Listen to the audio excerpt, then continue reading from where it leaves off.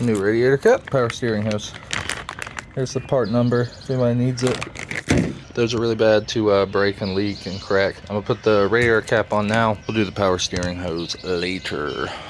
Still haven't got the stock O2 out, but that's okay because I can still run the wiring for it. Here's the 14.7 wideband controller. What I want to do is run this wire into that hole and follow that harness through the fender and then into the car under the dash. So first things first, I gotta take this fender off. I don't want to do that, but I'm gonna.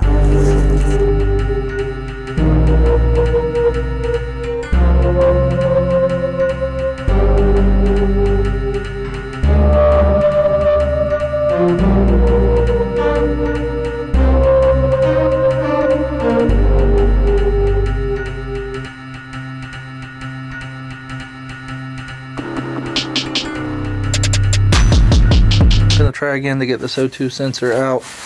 Gonna heat it up with this torch, or heat up the manifold with the torch, and then put those vice grips on it. All right, I got some heat on it and some vice grips, and the sucker is turning. Look at that turning. All right, I'm gonna get this the rest of the way out. Can't do it one hand. That's what a really fucked up old O2 sensor looks like. If it'd focus. There it is. Look at that. Ew. All right, so I'm wiring in my line for the wideband. Probably should have put these through a connector so I could take them loose if I needed to, or take the harness out if I needed to, but that's okay. We don't need to do that. If I do, I'll just cut the wires and add some in later. No big deal, but just something to think about. I am determined to start this car today, so I gotta find a bolt that I can thread into the hole in the exhaust manifold so that it won't leak as much. But I don't know what size bolt will fit in there, so I gotta look through some random scrap bin bolts. After I get that hole plugged, I can plug up the ECU to the laptop, see if everything looks right. So we can get the timing light hooked up and ready, and then I can try to start the car. All right, let me show you what I did. So that hole is plugged up with a bolt. This EGR tube has some rubber hose on it. I have no delusions about this functioning. I know it's not going to work. It's gonna leak, but maybe I'll stop just enough exhaust leak to make this some kind of viable test start. Also, bolts missing out of the catalytic converter. It's got a few in the back still. It'll probably leak around this gasket. The whole exhaust has got to be replaced either way. There's still a few more things to do before I can try and start the car, and one of them is to finish up this vacuum line. So I got it going through the firewall, and it comes out, and I got a whole crap ton of line here. But I need it to go to this fuel pressure regulator, which I'm going to put a T in, and I'm going to try to run that line somewhere where it's not going to look hideous. All right, and it's done. There it is. There's the T. That hose runs all the way into the inside of the car, and it's gonna plug into the map sensor on the Speeduino. Perfect. All right, here's my laptop. Here's the Speeduino. This is impossible to do one-handed. So the light's on there. It's reading. Nice, robust USB-B plug. It's hooking up TunerStudio. Here's the spark cable. Hope that looks okay. I don't know. We'll see when I start the car. I pulled the majority of the spark cable off of the Mega Squirt face map for 98 240SX. Same motor. Should be the same configuration. I think they have different cams, I'm not sure, but should be close enough. Here's my AFR table. It's possibly all over the place. I'm not really sure. We're gonna end up richer down here around idle than this is. I've heard the K's like to run rich, or like the idle rich.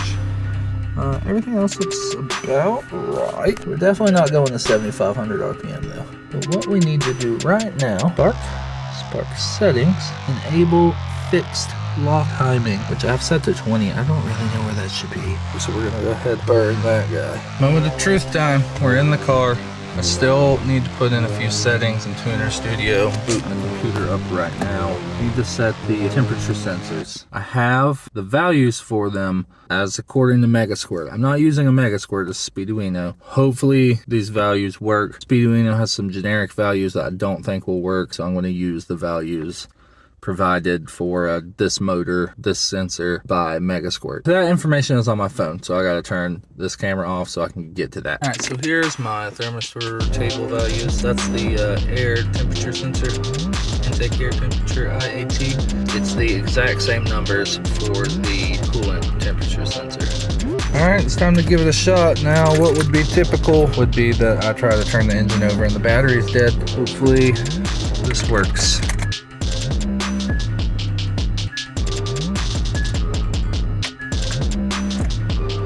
Nothing's happening. I hooked the battery charger back up, put it on 15 amps. Try to start it here again in a second. Here's the hoping.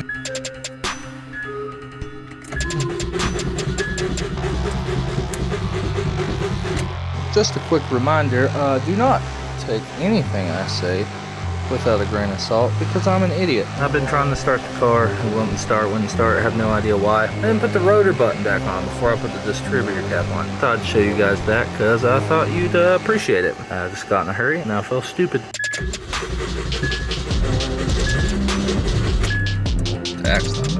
Still got nothing for RPM signal too. I'm still not getting any cam crank signal, RPM signal, nothing. So what I've done is I back probe the crank sensor wire to see if I get 5 volt or any kind of voltage, just to see if it's sending information to the Speeduino. Maybe I've got a jumper wrong or something on here. 5 volts. Speeduino Discord server, super helpful. Nice people in there. I was asking in there for help. Very nice person on there said, do you have power to the distributor? I assumed I did, but when he said that, I said, I don't know. Let me go look. So I pulled up a multimeter and I checked. I believe it's this second wire right here. Should be 12 volt power. There was no 12 volt power. That wire, I looked in the wiring diagram in my Haynes manual, goes to the MAF sensor and to the knock sensor from the ECCS relay. I don't know if I showed this or said this in an earlier video. I wasn't getting power to the ECU initially, so I changed to a different 12 volt pin. This is probably why I wasn't getting power there. They all come off of the same line. It's not getting power because there's no ground to complete the circuit. Pin number 4 on the harness side is the ECM relay ground. I'm gonna jump that pin to another ground pin that should give me ground to the ECM relay when the switch is turned over. This pin right here is the ECM relay ground pin. I just made a little jumper patch wire over to one of the other grounds just to test this out. There it is. Whoa! Started for like half a second. No way. Just gotta set the base timing.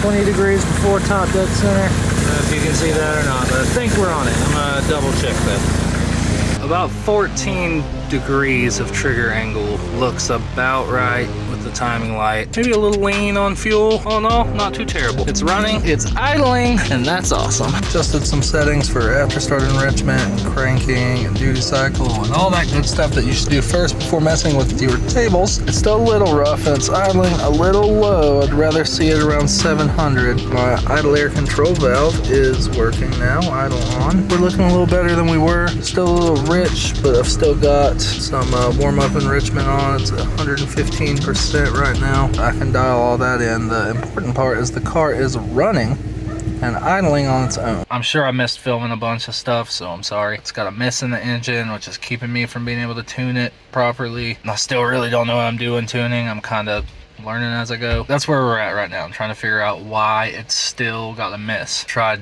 new spark plugs. This is the 3rd time I'm putting new spark plugs in it. Could be the fuel in it isn't very good. Could be a lot of things. So as soon as it's charged up enough to start, I'll let you know something. It was the ignition coil. Thanks for watching. More to come.